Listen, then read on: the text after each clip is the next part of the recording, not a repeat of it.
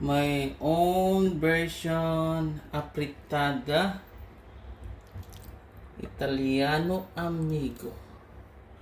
Mapapatakam sa bawat patak.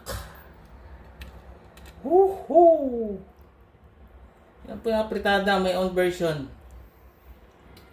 You're gonna love it, the taste.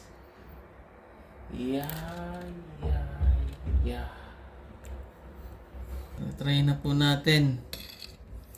Feedback, my own cook. Lagyan po natin ng konting beef.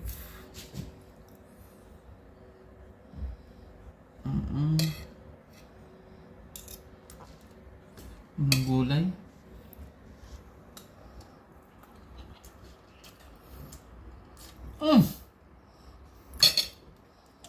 Nakakalula sa sarap. Sarap! Nako! Mapaparami naman ang kain ko. Gulay. Nako, inamang sarap. Mapaparami na naman kain ko at ng pamilya ko.